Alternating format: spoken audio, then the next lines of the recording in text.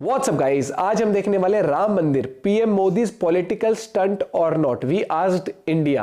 तो अब ये न्यू की इंटरेस्टिंग टॉपिक है, इंटरेस्टिंग वीडियो होने वाली है। पॉलिटिकल स्टंट कहो कुछ कहो भैया, पहली बात तो मैं ये कहना चाहता हूं, हमारे लिए बहुत ही खुशी का पल है राम मंदिर प्राण प्रतिष्ठा। और भैया करके दिखाया है सरकार ने भी, सरकार का भी योगदान है, नो डाउट है। और भैया अगर किसी चीज में आपका योगदान होगा, मेरा भी होगा, तो मैं भी बढ़ चढ़, दुनिया तो एक रुपया देती नहीं है, उसमें भी चढ़ के बोलती है कि क्या कर दिया। फिर जब लोग बोलते हैं तेरा योगदान है, नहीं ना, नहीं, फिर चुप बैठ जाते हैं। हाँ, मैं तो कह रहा हूँ भैया बिल्कुल देखते पहले पूरी वीडियो, फिर करते हैं बात। 1 2 3 गो। मुसलमानों ने खुद राम मंदिर हिंदुओं को दे देना चाहिए। राम मंदिर हिंदुओं के लिए उतना ही इम्पोर्टेंट है जितना मुसलमानों के लिए मक्का। ये शब्द है आर्कियोलॉजिस्ट के मोहम्मद जी के, जिन्होंने अयोध्या राम मंदिर के सफर में एक अहम भूमिका निभाई। भगवान श्री राम को त्रेता युग में सिर्फ 14 साल का वनवास भुगतना पड़ा, लेकिन कलयुग में हमने उन्हें 500 साल के लिए अपने घर से, अयोध्या से दूर रखा। भाई टेंट में रखा हुआ है, सबसे ज्यादा ये लगता है, देखा था वहीं पूजा होती है, वही टेंट पे लगा रखा था। अब श्री राम वापस घर आ रहे हैं। 22 जनवरी 2024 भारत के इतिहास में एक बहुत इम्पोर्टेंट दिन आज हो चुके हैं प्राण लेकिन फिर भी प्रतिष्ठा। मुझे डीएम्स में कुछ ऐसे मैसेज आते हैं। राम जो है पुरुषोत्तम कहा जाता था उनको, उन्हें सब त्याग किया था, ये किया था। यहाँ क्या है, इसको पॉलिटिकल बना लिए हैं, दैट्स ऑल। पब्लिक अगर समझेगी ना तो इस बार इसी की वजह से वोट देना बंद करेगी। Timing of the inauguration, I think that's the political. ये प्रोपोगेंडा जो चला रहे हो देश में नहीं चलने वाला है।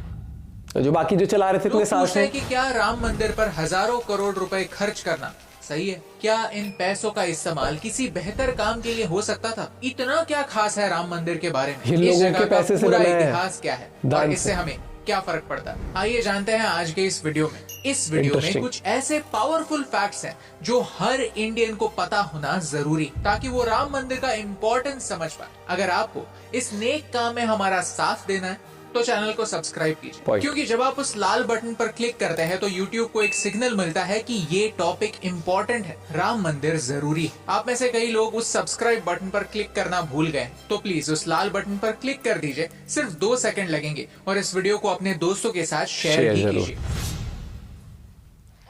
मन में संकल्प किया हुआ है कि 30 अक्टूबर को वहां पर पहुंच करके कार सेवा करेंगे और मंदिर वहीं बनाएंगे।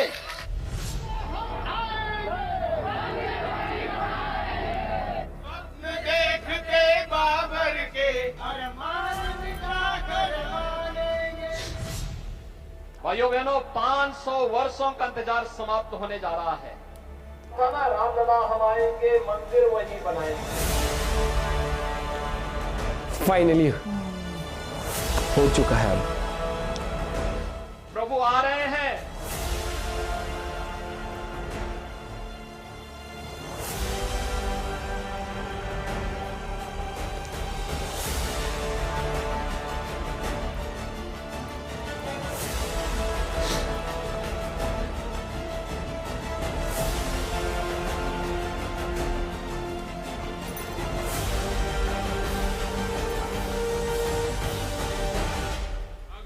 श्री राम बस आने ही वाले। बहुत सुंदर बना है, बहुत सुंदर बना है।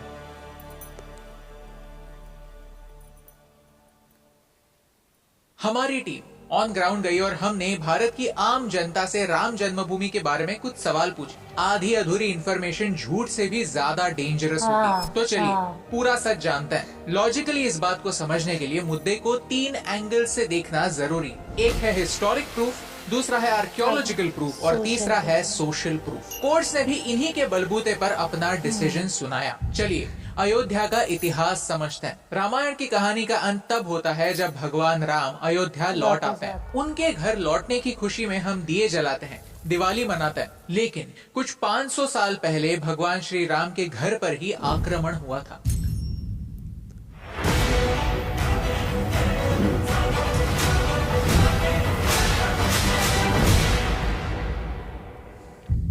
मुगल लुटेरे बाबर के कहने पर यहाँ एक मस्जिद बनाई गई। कुछ लोग पूछते हैं कि प्रूफ क्या है कि बाबरी मस्जिद राम मंदिर के ऊपर ही बनाई गई थी। इस सवाल का जवाब ढूंढने के लिए आपको कोई एक्सपर्ट होने की जरूरत नहीं है दोस्तों।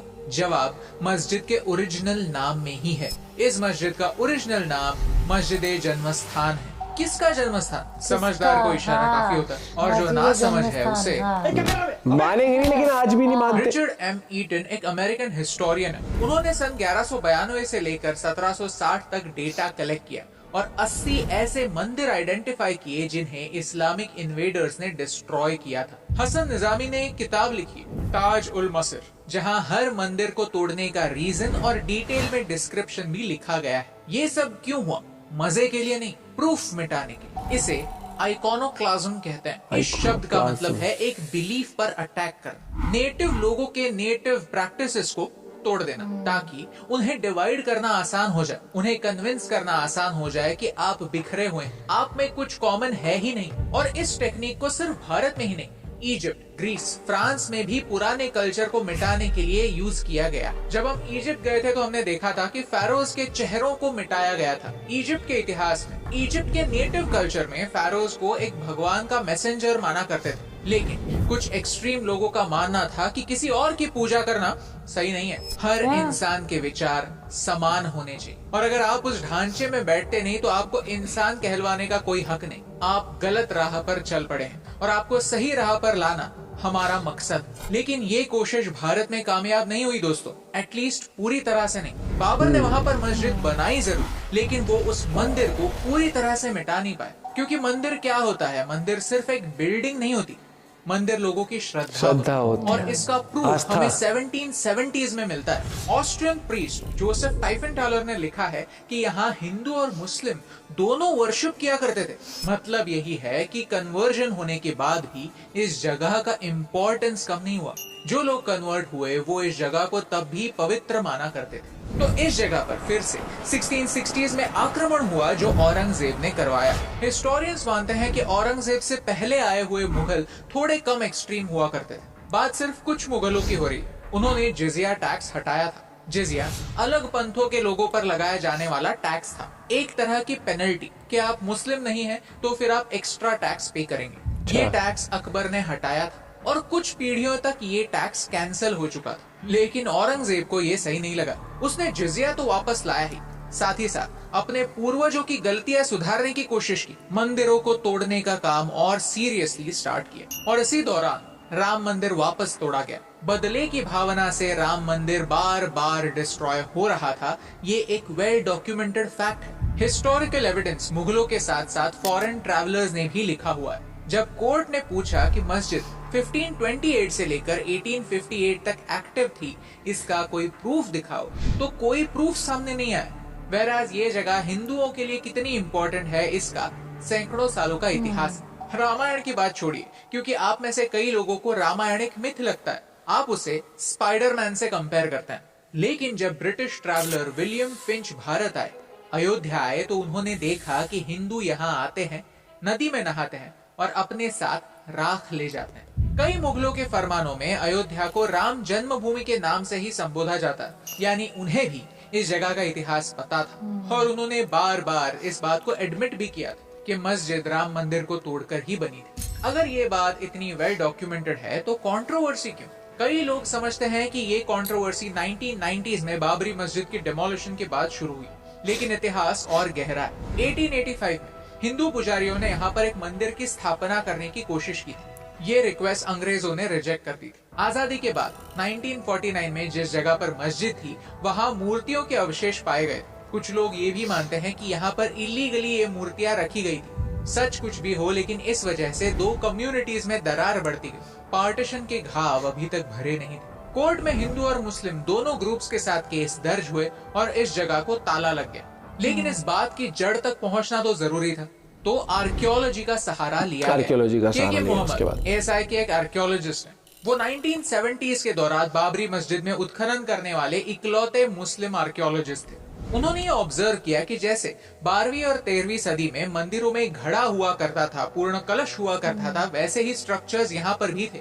1986 में पॉलिटिकल माइलेज के लिए यहाँ के ताले खोले गए, लेकिन किसी ने भी प्रेडिक्ट नहीं किया था कि आगे होगा क्या। हिंदू वोटर्स को अपनी तरफ खींचने के लिए ये डिसीजन लिया गया था। राजीव गांधी सरकार ने सुप्रीम कोर्ट के शाहबानो डिसीजन को ओवरटर्न किया था, जिससे ऑर्थोडॉक्स मुस्लिम कम्युनिटी तो खुश थी, लेकिन हिंदू नाराज हो चुके थे। तो अपीजमेंट को रोकने के बजाय हिंदुओं की अपीजमेंट स्टार्ट हुई। 1992 में बाबरी मस्जिद डिमोलिश हुई और यहाँ बड़े ही दर्दनाक रायट्स हुए। चीफ मिनिस्टर के कहने पर पुलिस ने लोगों पर गोलियां चलाई और भगदड़ में लोगों की मौत भी हुई। 1980 से लेकर आज तक हर इलेक्शन में राम जन्मभूमि को लेकर वोट्स मांगे जाते हैं। कुछ लोग मंदिर बनाने के लिए वोट्स मांगते हैं तो कुछ लोग मंदिर बनने से रोकने के लिए। 2003 में वापस आर्कियोलॉजिकल सर्वे हुआ। यहाँ पहले 12 पिलर्स मिले थे, अब 50 मिले। हिस्टोरिकल और आर्कियोलॉजिकल दोनों साइड से राम मंदिर की कहानी स्ट्रॉन्ग बनती गई, लेकिन वापस मुस्लिम लोगों ने इस जगह को पीसफुली हैंड ओवर करने से इनकार कर दिया। वो अपना हक छोड़ना नहीं चाहते थे। 2010 में हाई कोर्ट ने इस पूरी जगह का बंटवारा 3 ग्रुप्स में इक्वली किया, लेकिन इस बात को वापस चैलेंज किया गया। फाइनली 2019 में सुप्रीम कोर्ट के 5 जजेस के बेंच ने कहा कि मंदिर यहीं पर बनेगा। कॉम्पेंसेशन के तौर पर इस जगह के एरिया के डबल जगह वक्फ बोर्ड को दी गई। तो ये है पूरी हिस्ट्री। वैसे बोला जाए तो इस पूरे बात को कोर्ट के बाहर सॉल्व किया जा सकता। मसला क्रिस्टल क्लियर था, लेकिन फिर भी ये बात इतनी लंबी खिंची, लेकिन अल्टीमेटली जीत सच्चाई की हुई। चलिए आखिर में एक सवाल पूछते हैं कि राम मंदिर देश के लिए इम्पोर्टेंट क्यों? इस वीडियो की शुरुआत में हमने आपसे पूछा कि क्या ये पॉलिटिकल स्टंट है। इस सवाल का जवाब हम नहीं, आप ही दे सकते हैं, क्योंकि जवाब आपकी आइडेंटिटी से जुड़ा हुआ है। तुम्हारे घर में तुम्हारे मम्मी डैडी रहते हैं, तो उनकी डेथ होने के बाद उनकी फोटो लगाते हो ना घर पे, उनकी इज्जत के हिसाब से।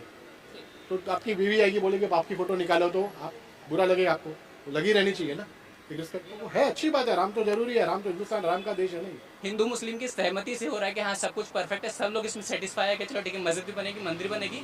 मैं खुद मुस्लिम हूँ, पर मुझे भी ये चीज़ अच्छी लगी कि चलो धर्म के नाम पे कम से कम इस बार तो लड़ाई नहीं होगी।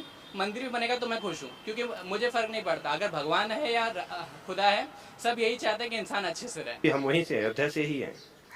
हम लोग पगड़ी नहीं बांधते, चप्पल नहीं पहनते। अब जिस दिन ये आया उसी दिन से चालू किया हम लोग जूता पहनना। कई लोग मानते हैं कि भारत सिर्फ और सिर्फ एक यूनियन ऑफ स्टेट्स है, यानी हम अलग अलग छोटे छोटे राज्य हैं जो सिर्फ कन्वीनियंस के तौर पर एक साथ आए हैं। हमें ब्रिटिशों ने जोड़ा, उनसे पहले भारत की कोई आइडेंटिटी नहीं थी। भारत बस 75 साल पुराना है। तो इस बात को झूठ प्रूव करने के लिए इस अवसर से बेहतर अवसर नहीं, क्योंकि भाषाएं अलग हो सकती है, लेकिन भगवान राम का नाम हर भाषा में एक ही, हमारा इतिहास एक ही। ये कॉमन कल्चर वो धागा है जो पूरे देश को जोड़ता है, नॉर्थ से साउथ, ईस्ट से वेस्ट, डिवाइड एंड रूल। इसी बात पर फॉरेन इन्वेडर्स ने हम पर राज करने की कोशिश की, लेकिन राम मंदिर के इनॉग्रेशन का इनविटेशन सबको गया है। फिर वो किसी भी पॉलिटिकल पार्टी का क्यों ना हो, सिर्फ हिंदू धर्म के लोगों को ही नहीं, सिख गुरुओं को भी बुलाया गया है, दलाई लामा को भी बुलाया गया है। इनफैक्ट इकबाल अंसारी जो बाबरी मस्जिद के सपोर्ट में केस लड़ रहे थे, उन्हें भी बुलाया गया है। ये इस बात का रिमाइंडर है कि ये असली भारत, ये नया भारत है जो डिवाइड एंड रूल पॉलिटिक्स को पीछे छोड़ने के लिए रेडी है। कुछ लोग पूछते हैं कि राम मंदिर को बनाने के बजाय कोई हॉस्पिटल बना देते। एंड आई एग्री कि भारत को मेडिकल इंफ्रास्ट्रक्चर की सख्त जरूरत, लेकिन मुझे ये समझ में नहीं आता कि हमेशा आर्ग्यूमेंट दिस और दैट इस फॉर्मेट में क्यों होती है। क्या मंदिर और हॉस्पिटल दोनों नहीं बन सकते? क्या हम लोगों के फिजिकल नीड्स के साथ साथ उनके स्पिरिचुअल नीड्स का सम्मान नहीं कर सकते? कई सेलिब्रिटीज हैं जिन्होंने आज ये रियलाइज किया है कि एक आम इंसान के लिए राम मंदिर क्या मायने रखता है। अगर राम मंदिर इम्पोर्टेंट ना होता तो लोग अपनी जेब से 3,500 करोड़ रुपए डोनेट ना करते। इस क्राउड सोर्सिंग कैंपेन को दुनिया का 3rd largest crowd sourcing campaign ना बनाते। सिर्फ भारत में ही नहीं, अलग अलग देशों में राम के नारे ना लगते, हम बॉर्डर्स को भूलकर एक साथ ना आते। अगर राम मंदिर इम्पोर्टेंट ना होता तो सूर्यवंशी ठाकुर कम्युनिटी 500 साल बाद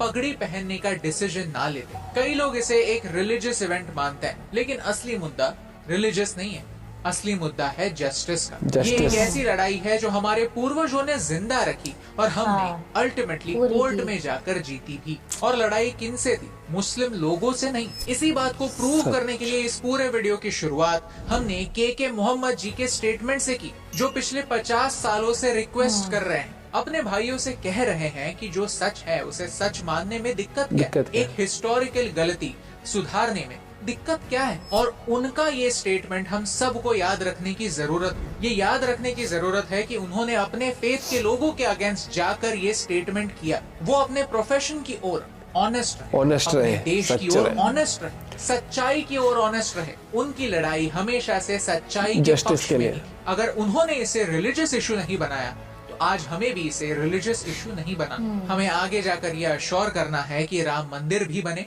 और राम राज्य भी आए, क्योंकि ये मंदिर सबका है। इस मंदिर ने हम सबको एज इंडियंस जोड़ने का काम किया, तोड़ने का। आज मंदिर निर्माण के थ्रू राष्ट्र निर्माण होने जा रहा है। इस वीडियो का कंक्लूजन मेरे अकेले का नहीं है दोस्तों, ये हमने, हमारी पूरी टीम ने साथ में बैठकर लिखा है, क्योंकि हम सब के लिए मंदिर का मतलब एक ही, क्लोजर, कैथारसिस, जस्टिस। क्योंकि ये मंदिर हमेशा हमेशा के लिए हमें याद दिलाएगा कि कभी कभी सच को जीतने में वक्त जरूर लगता है, लेकिन अल्टीमेटली जीत सच्चाई की होती है। सत्यमेव जयते। आपको क्या लगता है कि इस मंदिर का मूल आपके लिए क्या है? आपके लिए ये मंदिर इम्पोर्टेंट क्यों? ये सवाल अपने आप को पूछिए और हमें कमेंट्स में जरूर बताइए, क्योंकि हम चाहते हैं कि भारत के हर बच्चे को जय श्री राम कहते हुए ऐसा ना लगे कि कोई मुझे कम्युनल कह दे। हम चाहते हैं कि हम राम की मूर्ति की ही नहीं, राम के चरित्र की पूजा करें। मंदिर में बसे राम हमारे मन में प्रकाश और मर्यादा पुरुषोत्तम क्यों, यही चीज एक बेहतर इंसान बनाए। पुराने झगड़े छोड़कर एक दूसरे को गले लगाना सिखाए, और यही इम्पोर्टेंट बात आप तक पहुंचाने से मुझे फर्क पड़ता है। बहुत ही बढ़िया mind blowing presentation. Hats off to Abhiyan new channel भाई। किस तरह से पूरी टीम ने बहुत गजब काम किया इसके ऊपर। समझ नहीं आया ना तो भाई फिर तो अब देख उस क्या बोला कि दोनों पक्ष भी थे, 3 चीजों पे कोर्ट फैसला सुनाती है, लेकिन कुछ लोगों को वो है कि नहीं करना ही नहीं, मानना ही नहीं, कहते हैं बिल्कुल इतने ज्यादा बिल्कुल कि राम सबके हैं। क्यों है? क्योंकि उनसे आपको बहुत कुछ सीखने को मिलता है। मतलब उनके आदर्शों से रिस्पेक्ट करना, चाहे वाइफ की रिस्पेक्ट हो, पेरेंट्स की रिस्पेक्ट हो, अपने भाई की रिस्पेक्ट हो, अपने साथियों की रिस्पेक्ट हो, सब चीज है। और जस्टिस के लिए कैसे मतलब आगे बढ़ चढ़कर, और वो ही कहते हैं ना कि आप सच्चाई को कितना भी झुठला लो, सच्चाई है वो, उसको आप कुछ नहीं कर सकते भैया, उसको डगमगा नहीं सकते। टाइम लगा, लोगों के सैक्रिफाइस हो, हर एक चीज हुई, लेकिन एक वो उन्होंने बहुत अच्छा एग्जांपल दिया ना कि भाई माँ बाप की डेथ हो जाती है, फोटो लगाते हो ना, कोई आके बोले कि क्यों लगा रखा है। वही वो बताया ना वो कि बाबरी मस्जिद का नेम क्या था, मस्जिद जन्मस्थान। वो एक आइडिया वो बता तो दिया कि वो जहां भी जाते थे उनका माइंडसेट ये था कि हमारी जैसी विचारधारा सबकी होनी चाहिए, नहीं हो तो या तो कोई करता था कि टैक्स लगाता था। भाई राम राज्य की स्थापना, और इसीलिए कहा जाता है कि राम राज्य क्यों इंपॉर्टेंट है। सनातन धर्म की ताकत कह लो, या फिर आप कह लो कि जैसे वो कहते हैं ना कि मर्यादा पुरुषोत्तम, मतलब आप लुक अप टू हिम कि आप क्या कुछ सीख सकते हो एक डे टू डे लाइफ से लेकर आप कैसे रिस्पेक्ट कर सकते हो, आप कैसे अपनी जिंदगी बिता सकते हो। भाई बहुत बढ़िया वीडियो थी, और गवर्नमेंट का भी इसमें रोल है, एक आम आदमी का भी रोल है। तुम पॉलिटिक्स कह लो, एक बात बताओ, कोई नेता है वो गांव में वोट मांगने जाता है, ठीक है, वो क्या कहता है, मैं आके सड़क बनवा दूंगा, मुझे वोट दे दो, ठीक है। एक आदमी है तुम्हारे पास आया कि तुम्हारे जो होते 500 साल से तुम जिस चीज के लिए इतना स्ट्रगल कर रहे हो, इतना वो है वो, ठीक है, मेरी भी वही सोच है, चाहता मैं भी वही हूँ, लेकिन हम मिलके चीज करेंगे। लेकिन एक चीज देखिए आपने, जब मोदी जी की बहुत पुरानी वीडियो भी थी, एक वीडियो में इस चीज के लिए, तब तो प्राइम मिनिस्टर की पोस्ट के लिए भी नहीं लड़ रहे थे, तब भी वो तब से इस चीज के लिए, राम मंदिर के लिए थोड़ा समझना चाहिए हमें, इतिहास नहीं भूलना चाहिए, चाहे वो हमारे पॉलिटिशियन का हो, मोदी जी का इतिहास हो कि उन्होंने कितनी कोशिश करी, लाल कृष्ण आडवाणी जी हो गए, अटल बिहारी वाजपेयी जी, मतलब भाई देखो कितना भी झुटलाने की कोशिश कर लो, सच था है और अब सबके सामने आ चुका है। लेकिन कुछ लोगों को अभी भी ब्रेन वॉश कर रहे हैं लोग, और वो भड़काऊ भाषण करते रहते हैं। जागना पड़ेगा एज एन इंडियन, ये समझना पड़ेगा। मिलते हैं आप लोगों से एक और वीडियो के साथ, बाय बाय, टेक केयर।